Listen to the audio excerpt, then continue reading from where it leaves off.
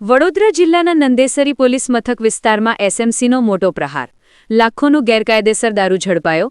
શરાબ કટિંગના નેટવર્કનો પર્દાફાશ. વડોદરા જિલ્લાના નંદેસરી પોલીસ મથક વિસ્તારના રઢિયાપુરા ગામે ગેરકાયદેસર દારૂના ધંધા સામે સ્પેશિયલ ઓપરેશન ગ્રુપ દ્વારા મોટી કાર્યવાહી હાથ ધરવામાં આવી છે. ચુસ્ત અને વિશ્વસનીય બાતમીના આધારે પાડવામાં આવેલા આ દરોડામાં પોલીસે લાખો રૂપિયાનો ગેરકાયદેસર દારૂનો જથ્થો ઝડપી પાડ્યો છે, જેને પગલે સમગ્ર વિસ્તારમાં હડકંપ મચી ગયો છે.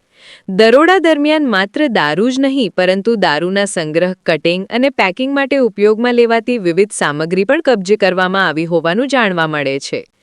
પ્રાથમિક તપાસ મુજબ અહીં લાંબા સમયથી ગેરકાયદેસર રીતે શરાબ કટિંગ કરી તેને અલગ અલગ વિસ્તારોમાં સપ્લાય કરવામાં આવતો હોવાનો ખુલાસો થયો છે. સ્થાનિક સૂત્રો અનુસાર નંદેસરી અને આસપાસના વિસ્તારોમાં છેલ્લા કેટલાક સમયથી આવા ગેરકાયદેસર નેટવર્ક સક્રિય બની રહ્યા હતા.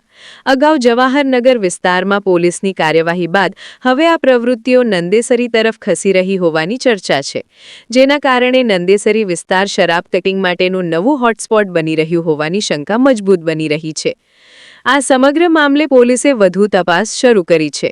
આ ગેરકાયદેસર નેટવર્ક પાછળના મુખ્ય સૂત્રધારો કોણ છે, કેટલા લોકો સંકળાયેલા છે અને કયા વિસ્તારો સુધી તેનો જાળો ફેલાયેલો છે, તે અંગે ઊંડાણપૂર્વક તપાસ હાથ ધરવામાં આવી રહી છે.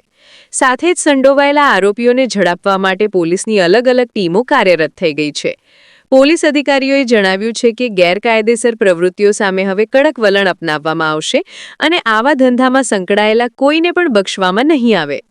આવનારા સમયમાં પણ આવી કાર્યવાહી સતત ચાલુ રહેશે તેવો વિશ્વાસ વ્યક્ત કરવામાં આવ્યો છે. સ્થાનિકોમાં આ કાર્યવાહી અંગે ચર્ચાનો માહોલ જોવા મળી રહ્યો છે.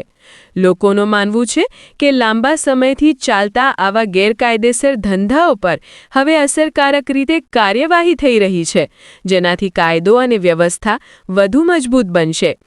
સાથે જ તેઓએ આશા વ્યક્ત કરી છે કે પોલીસ તંત્ર આવી જ સખ્ત કાર્યવાહી ચાલુ રાખશે અને વિસ્તારને ગેરકાયદેસર પ્રવૃત્તિઓથી મુક્ત બનાવશે. રિપોર્ટર સરફરાઝ દીવાન, પાદરા, વડોદરા.